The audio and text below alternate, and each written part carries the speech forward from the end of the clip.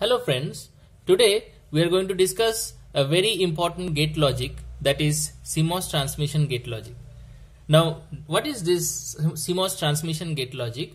Let me draw the gate logic of this diagram. Is something which you can see in the book, is something like this type, or maybe the gate logic is something which is to be drawn like this type.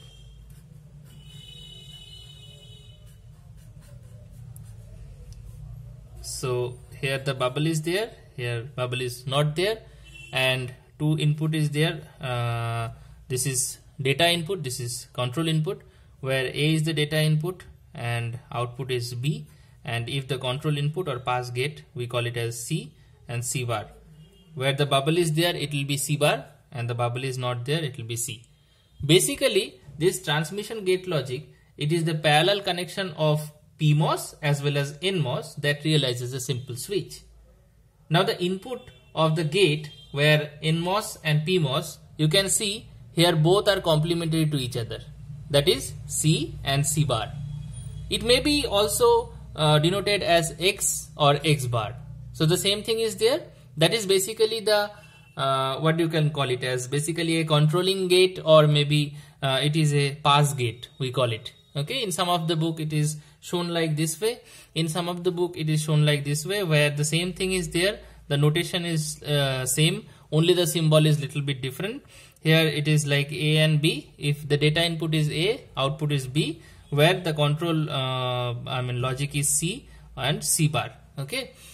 So this particular transmission gate logic, basically it is used to reduce the number of transistors for IC fabrications, and which actually will take care of VLSI concepts. That is, I have to check that if number of transistors are lesser used, so automatically there will be area optimization, and for that we can have much more amount of speed of operation, and also we need to take care of power consumption. So these are the three major factors are there in VLSI. So all the three concepts, all the three basically the factors, it can be taken care if we talk about of transmission gate. Now here the point is that always remember, when the C, that is the controlling input here, when the C is on, that is C is high, so during that time the data which is available here in A, it can be transmitted to B. That means during that time it will be acted as a short circuit, okay, or closed circuit. And similarly, when the input that is the controlling input C is 0, so let me put it like this way, when C is high, so during that time the data can be easily transmitted from input to output. Why? Because there will be a short circuit. Okay, and when the controlling signal, that is goes low, that is C input, okay, if it goes low, automatically C bar will be high then. So during that time the data, it cannot be transmitted to the output. Okay, why? Because during that time the open circuit, it will be acted as an open circuit, and due to that open circuit the data, it cannot be transmitted from A to B. So if this is the logic, then we can easily understand by making one beautiful example, that how to design a multiplexer using CMOS transmission gate logic. Okay, so if the question is like that, design a 2x1 multiplexer, in short we are writing mask, using CMOS TG logic. Using CMOS TG logic means CMOS transmission gate logic. That means they are not asking to design your 2x1 multiplexer using CMOS transistors. Rather than they are asking you to design the 2x1 multiplexer using CMOS transmission gate logic. Okay, so CMOS transmission gate logic, it is a option for the designer that how best it can be designed using less amount of transistors. So let me see.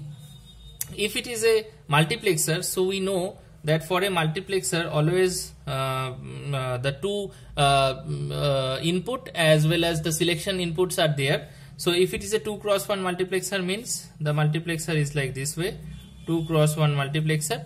Okay, and it means that here what will happen is that the selection input is 1, because 2x1 means 2 data input is there, I0 and I1, and only one output is there.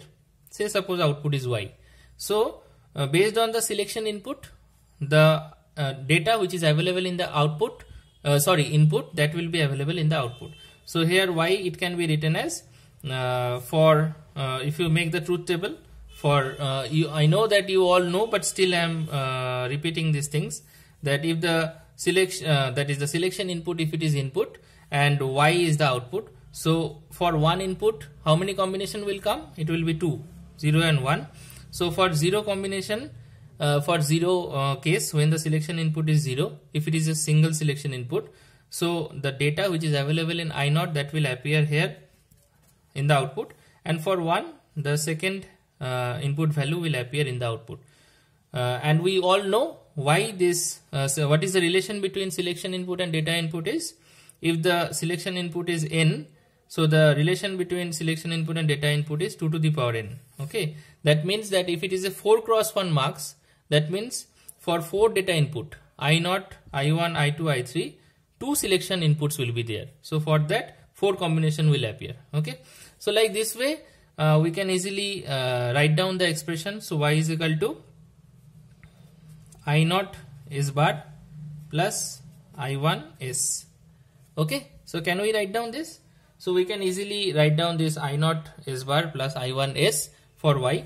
Now let me see using TG logic how best you can design it.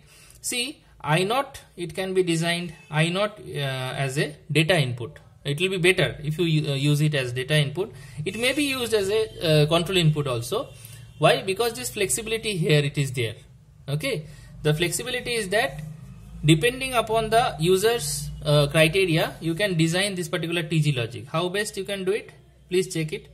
Say suppose if I make this, if I am having the data input of I0 here, okay, and automatically in the output what they are asking, what is the value of this particular product? I0 S bar. That means if I0 is data input, so automatically it is depending upon the control input S bar. So if I make the bubble this and this is the options are giving to the designer. Option is S bar. Okay, now if you are drawing this particular diagram, and then in the output you can just mention here that I0 S bar. What does it mean? It means that why I have mentioned in black color pen, it is showing you the output, and using TG logic, how many transistor you have used? 2 transistor. Okay, that is one PMOS, one NMOS. And how beautifully you can design it is that options are given to the designer both S bar. Now it is up to you that what kind of input you are asking for. They are asking for to design it I0 S bar, so automatically I0 it will pass through this particular line. So I0 S bar, so upper line will be enabled, so PMOS line will be enabled, NMOS line will be disabled. Why? Because I require I0 S bar. Okay, now for plus, it is nothing but it is a simple parallel connection. We can make it as a simple parallel connection like this. And then similarly another data input is also there. So for another data input, yes, you always can do it like this way, that if it is I1, so here another type of another TG logic you are making. So this is S bar and this is S. So here you can easily tell that if you add these two lines, it means that both are in parallel. Why? Because due to this plus operation, due to this plus operation, we are adding it in parallel. And here also you can easily make it, you are giving it what is the product? I1S, right? So that means if I assume I1 is data input, so I have to get the output as I1S. So it means that I1 data, it will be passing through upline or downline. It will be passing through down line. Why? Because I1S is required. So if you draw this, automatically the examiner can understand. If you write down here in the output, automatically it can be very well understood at your UG level that you are want to design it by showing the concept that you have made that particular pass gate logic, and through which easily the data input is selecting one line, that may be an up line, there may be a PMOS line or maybe a NMOS line, and based on which suitably the output can be achieved. And then it is a plus operation, so that means here if you write down here it is Y, so very well it can be taken it as, and this is how best way the circuit can be designed.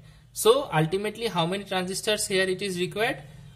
Here it is required 4 transistors, here it is 2 and here it is 2. So ultimately 4 transistors is required for using 2x1 mux CMOS transmission gate logic. So that is the thing is there.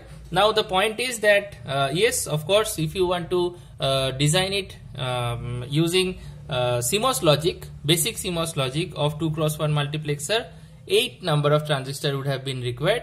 So automatically we can understand here that if you go by using CMOS TG logic for any kind of designing, you always can have a less amount of transistors to be used for designing that particular model, and which further ultimately help you to reduce the area, and that will automatically help you to increase the speed, as well as the less amount of power consumption will be there. If you go and design it for IC fabrication, this particular logic is very essential and helpful. Hope you like this video. Thank you, and do subscribe your channel. If you like this video, please continue watching. In the next videos also there are many more this kind of CMOS logics are there. Thank you.